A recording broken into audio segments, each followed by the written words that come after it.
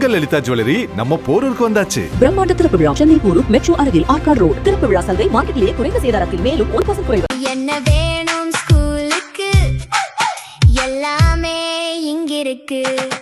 Super Saravana stores, Chennai, Madurai, Kovai. Summer வந்தாச்சு. What's your plan for this holiday?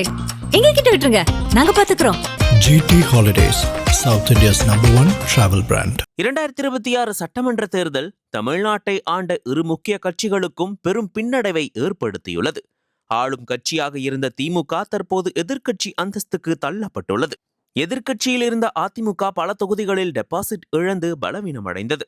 இந்த தோல்வி அதிமுக தொண்டர்களிடையே பெரும் அதிருப்தியை ஏற்படுத்தியது. இதன் விளைவாக எடப்பாடி பழனிசாமி தலைமையிலான ஒரு அணியும் முன்னாள் அமைச்சர்கள் SP வேலுமணி மற்றும் CV சண்முகம் தலைமையிலான மற்றொரு அணியும் மோதல் போக்கில் ஈடுபட்டன. இந்நிலையில் அதிமுக சட்டமன்ற குழு தலைவராக எடப்பாடி பழனிசாமியை நியமிக்க கோரி 17 MLAக்கள் சட்டமன்ற செயலரிடம் மனு அளித்தனர். அதே சமயம் எடப்பாடிக்கு எதிராக 30 MLAக்கள் தனித்தனியாக மனு அளித்தனர். இந்த பிளவு அதிமுகவை இரண்டாக உடைத்தது. கடந்த 13ஆம் தேதி முதல்வர் ஜோசப் விஜய் தலைமையிலான தமிழக வெற்றிக் கழகம் அரசு நம்பிக்கை வாக்கெடுப்பை சட்டமன்றத்தில் எதிர்கொண்டது. இந்த வாக்கெடுப்பில் CV சண்முகம் தலைமையிலான 25 அதிமுக MLAக்கள் தாவேக அரசுக்கு ஆதரவாகவும் எடப்பாடி பழனிசாமி தலைமையிலான 22 MLAக்கள் எதிராகவும் வாக்களித்தனர். அதிமுக கொறடாவை மீறியதால் எடப்பாடி பழனிசாமி தரப்பு ஆதரவு MLAக்களின் மாவட்ட செயலாளர் பதவிகளை பறித்தது. மேலும் கட்சி தாவல் சட்டத்தின் கீழ் நடவடிக்கை எடுக்க கோரி சபாநாயகரிடம் மனு அளிக்கப்பட்டது. இதனைத் தொடர்ந்து தாராபுரம் MLA சத்யபாமா, மதுராந்தகம் MLA மரகதம் குமரவேல், பெருந்துறை MLA ஜெயக்குமார் உள்ளிட்ட CV சண்முகம் ஆதரவாளர்கள் தொடர்ச்சியாக ராஜினாமா செய்து தாவேகாவில் இணைந்தனர். இதனால் அதிமுகவின் MLA பலம் 47 இருந்து 43ஆக குறைந்தது. இந்த சூழலில் திடீரென SP வேலுமணி உள்ளிட்ட அதிருப்தி MLAக்கள் எடப்பாடி பழனிசாமியை நேரில் சந்தித்து பேசினர். நீண்ட பேச்சுவார்த்தைக்கு பிறகு இரு தரப்பினரும் சமாதானம் செய்து கொண்டனர். இதைத் தொடர்ந்து இரு அணியினரும் சபாநாயகர் JCT பிரபாகர் அலுவலகத்தில் ஒன்றாக சந்தித்து மனு அளித்தனர். எடப்பாடி பழனிசாமியை அதிமுக சட்டமன்ற குழு தலைவராகவும் அக்ரி கிருஷ்ணமூர்த்தியை கொறடாவாகவும் நியமிக்க கோரிய மனு ஏற்கப்பட்டது. SP வேலுமணி தரப்பினர் முன்பு அளித்த எதிர்மனுக்களை வாபஸ் பெற்றனர்.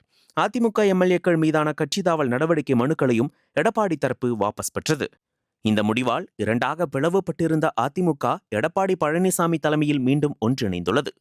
இருப்பினும் CV சண்முகம் இந்த சந்திப்பில் பங்கேற்கவில்லை. எடப்பாடி தலைமையில் நம்பிக்கையில்லை என கூறி வந்த சண்முகம் தனது MLA பதவியை ராஜினாமா செய்யப்போவதாக தகவல் வெளியாகியுள்ளது. MRC நகரில் உள்ள தனது அலுவலகத்தில் இருந்து ஆவேசத்துடன் வெளியே வந்த சண்முகம் செய்தியாளர்கள் கேட்ட கேள்விகளுக்கு நோ கமெண்ட்ஸ் என்று கூறிவிட்டு சென்றார். எடப்பாடி பழனிசாமிக்கு எதிராக SP வேலுமணியை முன்னிறுத்திய CV சண்முகம் தற்போது முற்றிலும் தனித்து விடப்பட்டுள்ளதாக அரசியல் வட்டாரங்கள் தெரிவிக்கின்றன.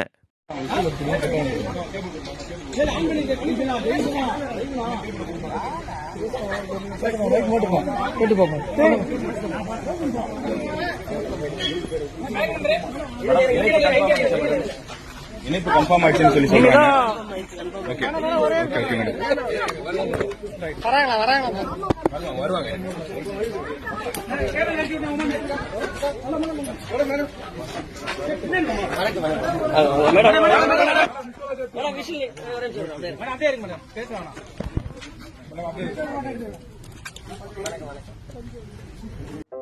நக்கீரன் டிவிக்கு சப்ஸ்கிரைப் செய்யுங்கள். உங்கள் ஆதரவே எங்கள் பலம். ஆசிரியர்களுக்கு நண்பனாகவும் மாணவர்களுக்கு ஆசானாகவும் திகழும் தேர்வு வழிகாட்டி. ஒவ்வொரு பாடத்திற்கும் அனுபவமிக்க ஆசிரியர்களின் துல்லியமான தெளிவான விடைகள். CNC இருக்கு, தேர்வு பயம் எதற்கு? இது தீரன் பப்ளிஷிங் ஹவுஸ் விற்பனை வெளியீடு.